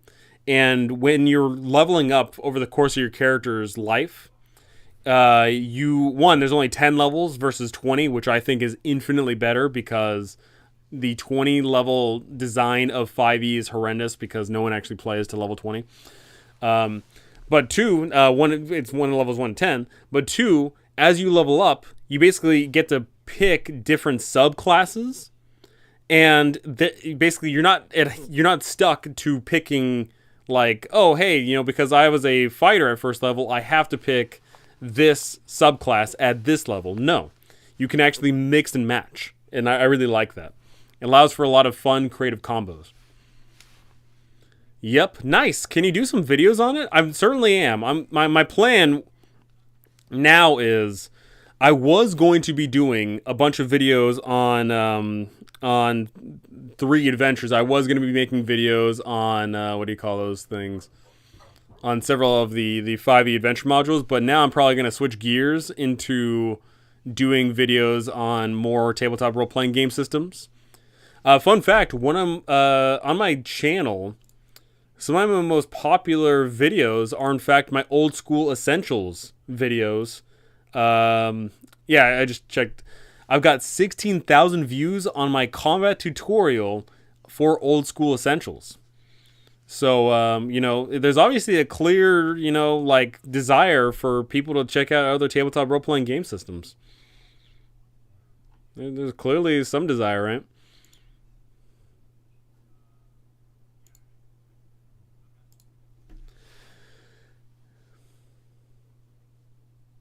That is what this video is about. Can he do these videos, LOL?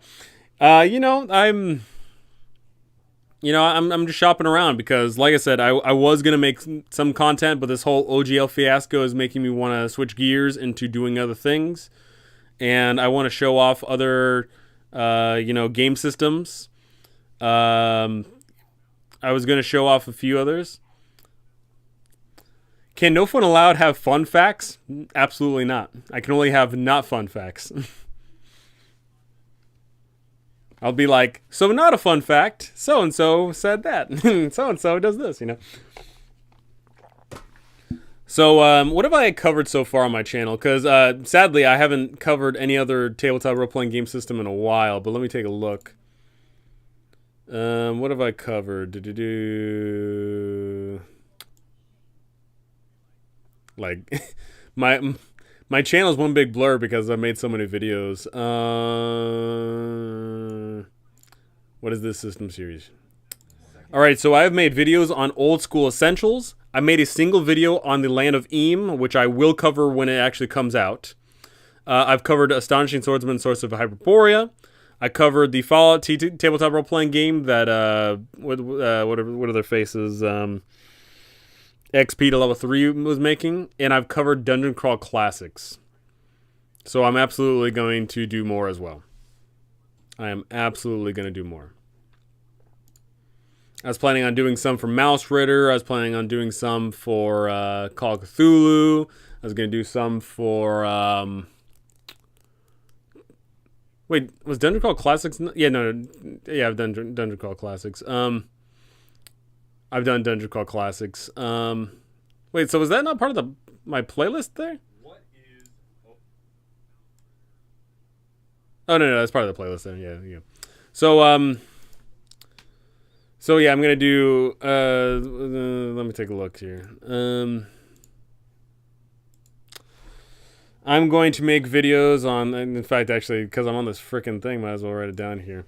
So Mouse Ritter. Let me transform this into something else. Turn into heading. Here we go. TTRPGs. I'm going to cover Mouse Ritter. Call of Cthulhu. Shadow of the Demon Lord. Mothership. Oh gosh, what were the other ones?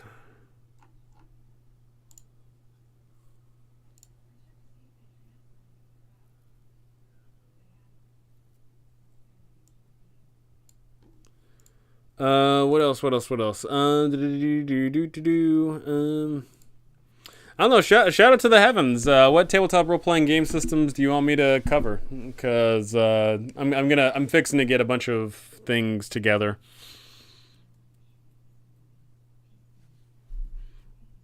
Oh, you know what? I'm actually gonna cover. What do you call that? I'm gonna cover Lamentations of the Flame Princess. What are the other? Oh, Forbidden Lands. Oh man, so many tabletop role-playing games. So many to keep track of.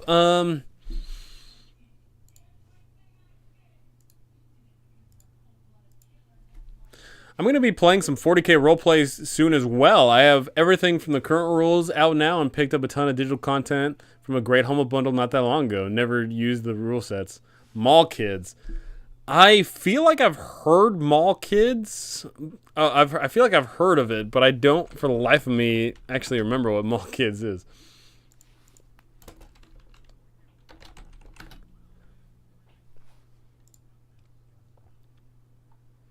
It is on itch.io about teens who work in a mall and the events that make up their daily lives. Oh, what's your face reviewed it. Roll for Initiative. One of my fellow YouTuber, D&D YouTubers there.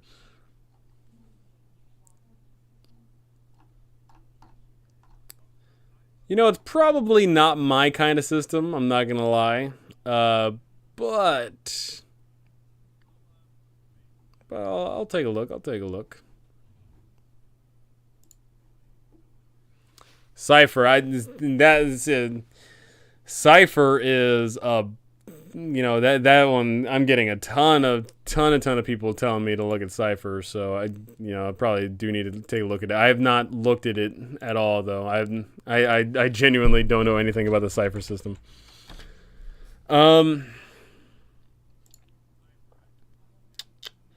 Let me take a look at all the.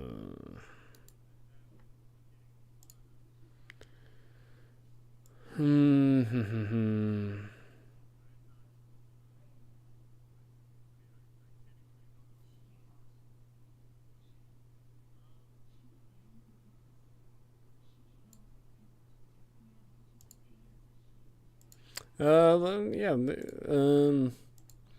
URP a bunch of 80s mall kids who get into trouble. That was a bit before my time. I'm a 90 some odd model. I'm not an 80 some odd model. The 80s are an enigma to me. Yeah, let me take a look at all the RPGs I've got on the back burner here. Mind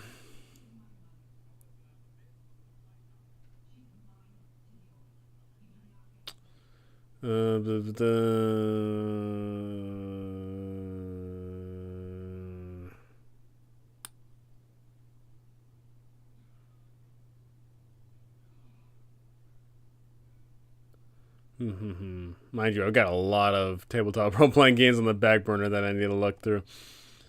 Oh, Lancer. Let me do one on Lancer.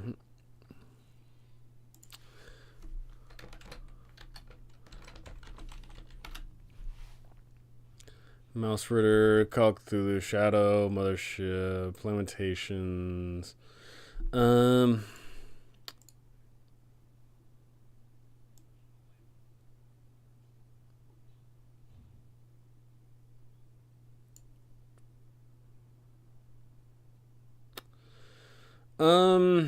Troika? Yeah, Troika. Let's do Troika. What other? I mean, I'm looking at like a long laundry list of like other tabletop role playing games. Um, because mind you, there's a ton of OSR game systems that are like pretty much just like all similar, but just like with one tweak difference, like Swords and Wizardry, Osric, uh, just like a bunch of things.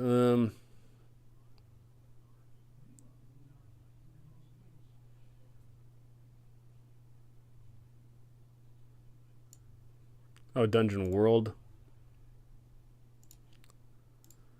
Dungeon World.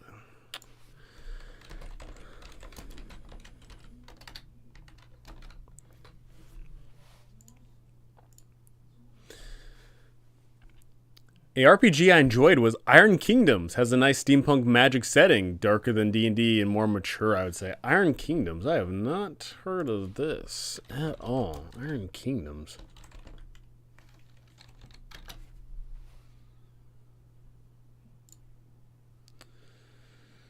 Let me take a look.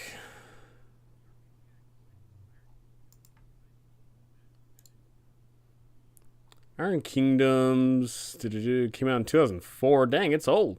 It's a D20 system. In 2012, Iron Kingdoms was newly released under a unique D6 rule system closely based off the rules for the mini war game War Machine and Hordes. So I know War Machine and Hordes. I know those two, but apparently it's somewhat tied to... yeah, that's interesting. Because, fun fact, no, not fun fact. Not a fun fact. D&D came from a war game, so it would make sense that there'd be other tabletop role-playing games that derive from war games. Have not looked at this at all. Okay. Also is something I want to highlight here, which I'm going to literally highlight here.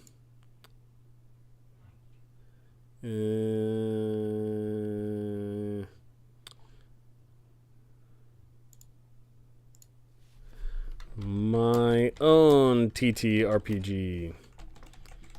So this is going to be down the line, which ultimately, now that I say that, I've envisioned several tabletop role playing games that that I want to make in the future, and I was planning on doing this way later. But now with this whole OGL fiasco, maybe I'll move the tabletop role playing games I want to make for closer in the production line here, because I have several ideas for several different role playing game systems, and I want to I've got several ideas for them, but I just have I've sat down and wrote some notes for these like different role playing game systems, but I haven't actually gone down to actually writing. But maybe after maybe I get done out writing these adventures that I'm writing, maybe I'll start working on those, because I got ideas. I've got how many ideas do I have? 1, 2, 3, 4, 5, 6, 7, 10, 11, 12, 13, 14.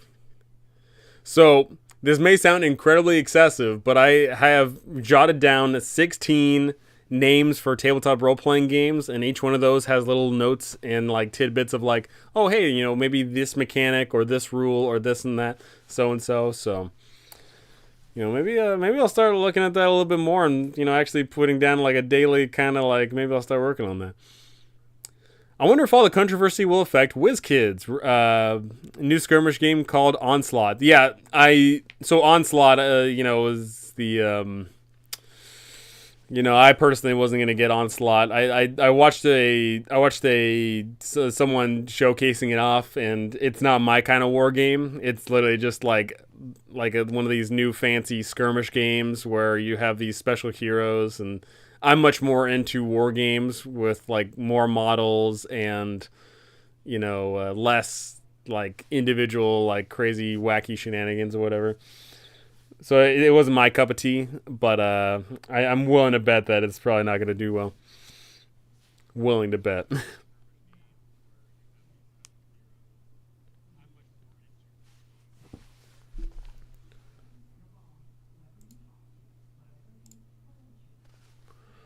Alrighty. So maybe in the future I'll do what Indestructible Boy does on his channel, and maybe I'll start live streaming, making my own game system. Maybe I'll do that. That could be fun. That could be a neat, swell time.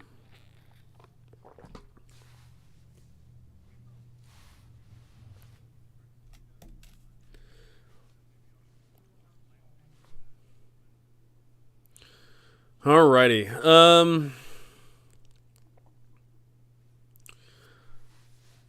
So what I'll say is I'll hop off in 10 minutes here.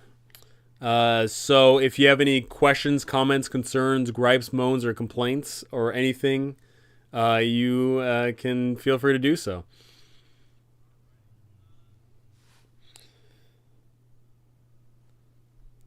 Do it. I'd love to see that. Yeah, I think it could be fun because I've got several ideas for tabletop role playing games. Something important is I want to move away from the generic fantasy of like 5e.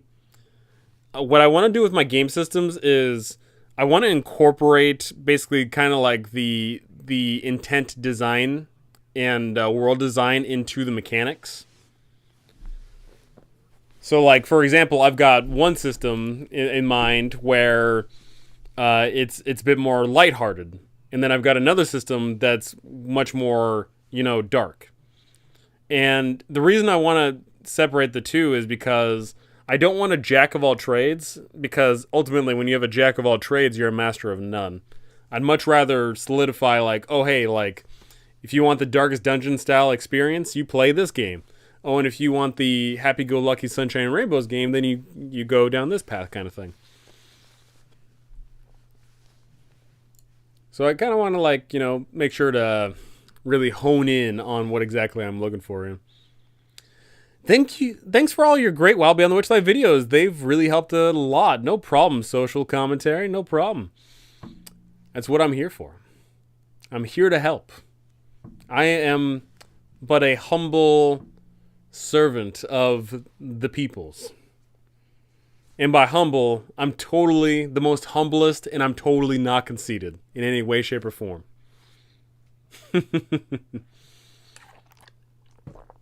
Not at all whatsoever.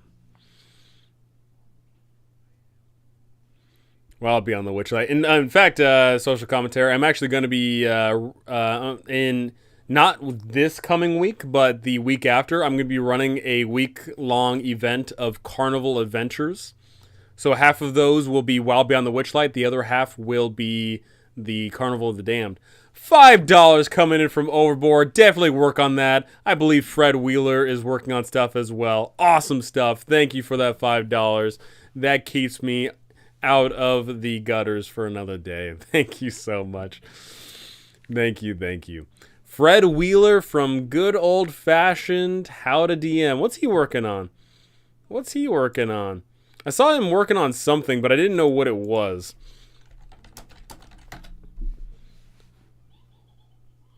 Good old How to DM. What a guy.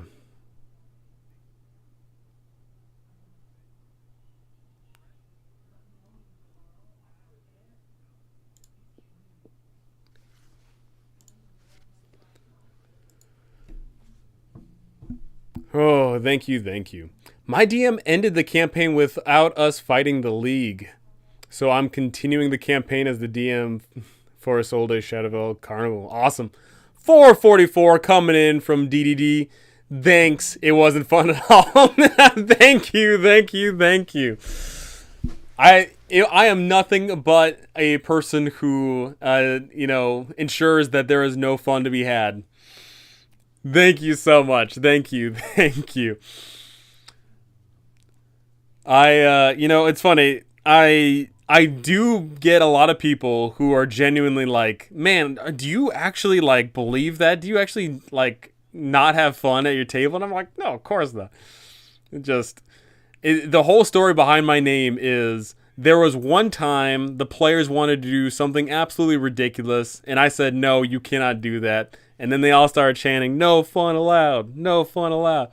But, other than that, like, if you play with me, you will know that I am very much so open to a lot of things. I'm very much so someone that facilitates or attempts to facilitate a good time. So you're continuing the campaign as the DM for Isolde's Shadowfell Carnival. That could lead to a lot of fun places. Like the Shadowfell is like really like a very entertaining like biome of adventure that Wizards of the Coast has not like touched at all.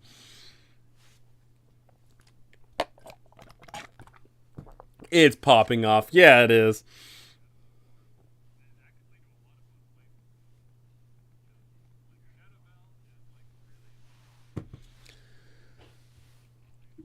Oh goodness gracious. Sakes alive. Oh me, oh my. Oh me, oh my.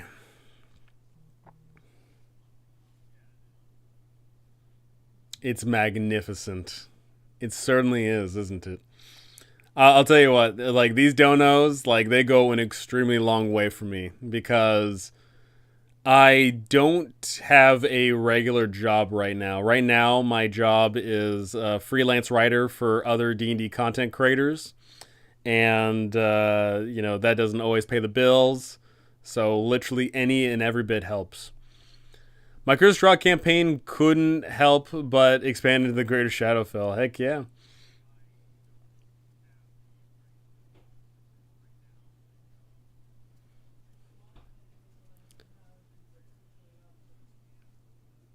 But my question to you is, instead of going to the Shadowfell, why not go to other domains of dread? There's so many places to explore, so many things to do, so many dark lords to beat. Fun fact, I actually did write my own, what do you call that fun thing? I wrote my own domain of dread. I basically wrote it purely as like how the what do you call those things? How the Ravenloft adventure book that came out recently. I basically wrote it like that, where it's a multi-page thing, and my domain was Confectionia, the domain of dreadful delights, and basically it's a Candyland themed domain of dread, where the Dark Lord is a one Lord Jawbreaker, and there's candy monsters all around, and just I actually ran a campaign of that semi recently. They were hanging out at the Gingerbread Junction, and then they went to the what do you call that thing? Gumball Grotto. Yeah, they went to the Gumball Grotto and fought some like gumball crustaceans in there. So many unfun facts today. Did I do it live? No. But that does bring me to, I am in the future going to be either live streaming or recording and publishing games on my channel at some point. At some point in the future, I'm going to do that.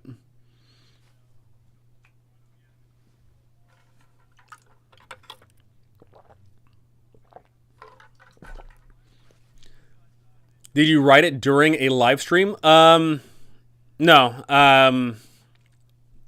I just wrote it, and then I ran a game of it. It was in fact, actually, that was a paid game, because every once in a while I also pick up a gig of running doing paid DMing. I am not doing that right now. I probably should, but I've been a little busy with other things. But I do actually want to kind of get into live streaming and writing. I think that could be a lot of fun. There's a lot of great feedback, immediate feedback, and just hanging out with people, and it's a good way to distract me so I don't burn out on writing. Because I don't know if you saw, but I do a lot of writing. So like I've got this one adventure here that I'm writing, which I'll go ahead and give you a little sneak peek of. This one in particular is boom, Slay the Beast. So this is a mega dungeon adventure where it's basically just Beauty and the Beast. And you go to town, you go to the castle and the castle grounds, you explore, you fight animated monsters and beast folk and whatever else, and then you come back, you put on a magical wig that gives you some magic power, basically live it up as a French person. And then another adventure that I am also in the process of writing is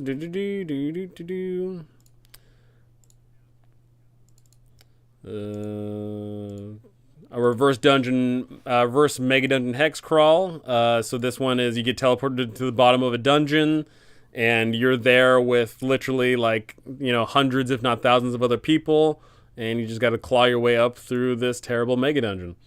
So those are the two of the major projects that I'm working on right now. But I've got other ideas. I've got other plans in the future. Looking forward to the non-D&D content. I'm looking forward to it too. I'm looking forward to it.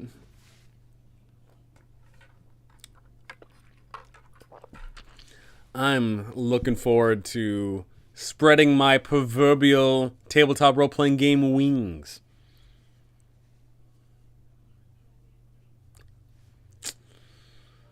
Yeah, it's been a real shame about this whole OGL fiasco, but I think the tabletop role-playing game community is going to come out better for it.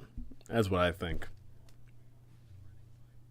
Alrighty, 1 more minute. Speak now or forever hold your peace until I live stream next, which is maybe in I don't know, 3 or 4 days.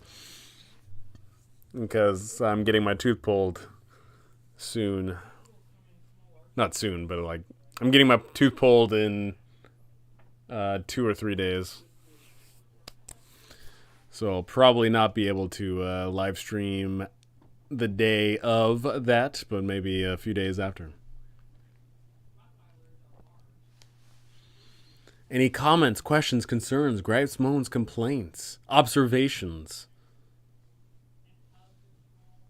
Anything you just want to get off your chest? I'm here. Your videos give hope in the darkness. That is the OGL crisis. Thank you. Turn the bell on. Thank you. Thank you, one and all. Thank you. Thank you for all your hard work. Good night. Yeah, thank you and good night. So, that is going to do it for me. Thank you so much for watching. Thank you for listening. Thank you to my amazing patrons. Thank you to the donos. That is absolutely awesome. Thank you to everyone who's going to be checking out my future content. Thank you to everyone who just keeps on keeping on, I know that most people are lurkers. I know that most people only watch, just, one adventure module guide here and there and everywhere. But, that's what I'm here for. I'm here to help.